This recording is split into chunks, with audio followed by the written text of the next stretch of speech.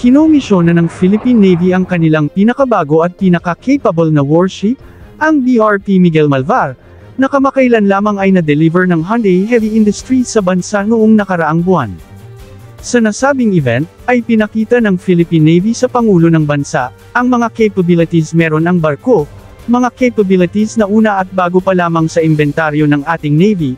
Una ay ang gun-based close-in weapon system na Aselsan Gökdeniz ng Turkey, pangalawa ay ang Vertical Launch Air Defense Missile System na VLS Mika ng MBDA ng France, at syempre pangatlo ang Active Electronically Scan Array Radar. Ang Malvar class na ngayon, ang magiging flagship ng Philippine Navy, papalitan nito ang Jose Rizal class light frigate. Masasabi nating maari nating may pagmalaki, na sa wakas, ay meron na tayong maasahang barkong pandigma, na di magpapahuli sa kakayahan kung ikukumpara sa mga barkong pandigma ng ating mga kapitbahay na bansa. Kung ikukumpara natin ang Malvar class sa ilan sa mga frigates ng mga bansa sa Southeast Asia, tulad halimbawa ng formidable class ng Singapore, na tinitingala bilang gold standard ng mga frigate design sa mga navy ng Southeast Asia, dahil sa kanyang 32-cell na VLS system, na kalahati nito ay capable na magdala ng ultra-high performance at very long-range na Aster 30 missiles, habang ang buong 32 cells ay makapagdala ng shorter range na Aster 15. Ang Aster series missiles ay sinabing katulad ng SM-6 missile ng Amerika, na kayang mag-intercept ng mga supersonic missiles tulad ng BrahMos at Onyx. Pagdating sa anti-ship missiles, ang formidable class ay merong 8 na Harpoon missiles, na more or less comparable sa 700 KC Star missiles ng Malvar class. Tanging sa search radar lamang nakakalamang at mas advanced ang Malvar class, dahil gumagamit ito ng advanced AESA radar, habang ang formidable class ay gumagamit lamang ng PESA radar. Kung ikukumpara naman ang Malvar class sa top-of-the-line frigate ng Thailand, ang Adulyadej class, ay mas advanced ang 35mm Aselsan Gökdeniz close-in weapon system ng Malvar class, dahil sa smart ammunition nito na atom, kumpara sa Phalanx CIWS ng Adulyadej class, na binibitawan na ng US Navy at pinalitan na ng RIM 116 CIWS. Bagamat meron lamang 8 VLS cells ang Adulyadej class kumpara sa 16 cells ng Malvar class, ngunit gumagamit ng Mk-41 VLS ang Adulyadej class na maaring ma-quad pack ng hanggang 32 SM missiles. Advantage lang din ang Adulyadej class sa speed, dahil gumagamit ito ng gas turbine, ngunit overall, masasabi nating equally match lang sila. Ang Marte Dinata class naman ng Indonesia, ay halos comparable lang ito sa ating BRP Jose Rizal class, kaya halos sa lahat ng aspeto ay nangunguna ang Malvar class, mula sa AESA radar na tinatalo ang mas lumang PESA radar ng Marte Dinata, hanggang sa VLS system nito kung saan mas lamang ng 4 na cells ang Malvar class. Gumagamit ng Exocet Block 3 anti-ship missiles ang Marte Dinata class na more or less comparable sa mga Sea Star missiles. AW-159 maritime helicopters ang karga ng Malvar class na mas capable pa kesa Panther AS-565 na karga ng Marte Dinata class. Ang Maharaja Leila class na frontline frigate ng Malaysia, ay talo pagdating sa VLS, dahil wala ito nito, bagamat may plano sila na lagyan ito, ngunit hanggang ngayon ay di ito nangyari.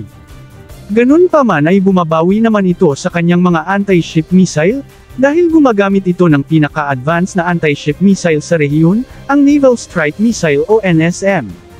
Ang NSM ngayon ay considered na top-of-the-line anti-ship missile ng NATO. Walang anti-submarine helicopter ang Maharaja Leila class, na mas lalong nagbabaon sa kanya kumpara sa Malvar class. Ang Gepard class ng Vietnam, ay masasabi nating ang pinakamahina sa lahat ng frigates, dahil ang Gepard class ng Vietnam ay isang baseline export variant lamang ng Gepard class frigate ng Russia, na walang VLS, at armado lamang ng lumang KH-35 cruise missiles, ngunit inaasahang papalitan ito ng Vietnam ng kanilang sariling developed na localized version na tinatawag nilang VCM-01 cruise missile, bagay na walang kakayahan ang Pilipinas na gumawa. Ang Zia class naman ng Myanmar, ay armado lamang ng North Korean-made na KN-09 missiles, at ang kanyang air defense ay binubuo lamang ng 6 naman portable sa N5 rockets, na katumbas ng Mistral missiles ng ating Jose Rizal class. Ang Laos, Brunei at Cambodia ay mga walang frigates. Bagamat makikita nating hindi masyado nalalayo ang capabilities ng ating Malvar class sa mga pangunahing frigates ng ating mga kapitbahay, ngunit ang mga Malvar class ay umpisa pa lamang sa mga bagong hakbang ng ating Philippine Navy, tungo sa pagiging mas credible na naval force. Ang Philippine Navy ay nasa advanced stage na sa pagbili ng mas malalaki, mas advanced at mas heavily armed na mga frigates. Marami ang humahamak na ang mga barkong ito ay kulang umano sa firepower kumpara sa mga malalaking frigates sa mga mayayamang bansa. Bagamat totoo ang mga paghahamak na ito, ngunit kung titingnan ang overall capability ng Malvar class, ay isa pa rin silang matibay na frigate para sa pag-neutralize ng mga known threat sa karagatan ng ating bansa, at sapat ang kanyang kakayahan sa depensa upang puksain ang anumang pag-aatake sa kanya. Ang kanyang Vertical Launch Air Defense System at Aselson Gokdenes Closed-in Weapon System, ay sapat upang masigurong nanatili siyang nakalutang at lumalaban. Hindi man siya nag-e-excel sa ibang aspeto ng opensa at depensa, ngunit ang kanyang mga radar, sensors, at combat management system ay nanatiling mas advanced at mas nakakaangat kumpara sa mga barkong pandigma ng mga bansa sa rehiyon na potensyal niyang makakaharap. Ang ISA search radar ay katulad ng mga malalaking warships ng Israel na inaarmasan nila ng Barak missiles. Bagamat hindi sa lahat, ngunit ang Malvar class ay superior pa rin, kumpara sa maraming mga frigates sa ASEAN. Totoo ang sinasabi ng nakararami, na dapat mga mas heavily armed na ang susunod na mga frigates acquisition, at naniniwala tayong doon papunta ang journey ng Philippine Navy. Di katulad ng ating mga kapitbahay na bansa na matagal nang gumagamit ng mga mas advanced at moderno ng mga kagamitang pandigma tulad ng mga warships, ang kanilang mga personnels ay may sapat na kaalaman sa pag-operate at pag-maintain ng mga ganitong kagamitan. Ang Pilipinas sa kabilang banda ay kasalukuyan pa lamang umaahon, mula sa mundo ng makalumang kagamitan. Ang unti-unti at dahan-dahang paglipat mula World War II warship na BRP Raja Humabon, hanggang sa mas modern na Del Pilar class, hanggang sa mga latest but limited armed na Jose Rizal class, hanggang itong mas well-armed and mas latest na Malvar class, ay bahagi lamang ng transitions ng Philippine Navy.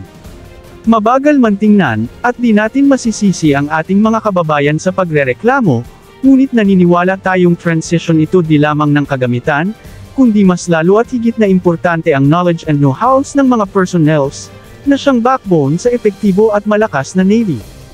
Katotohanang aanhin natin ang maraming mga malalaking destroyers, kung wala sa atin ang nakakaalam paano ito patatakbuhin, at paano ito gamitin kung makakaharap mo na ang kalaban.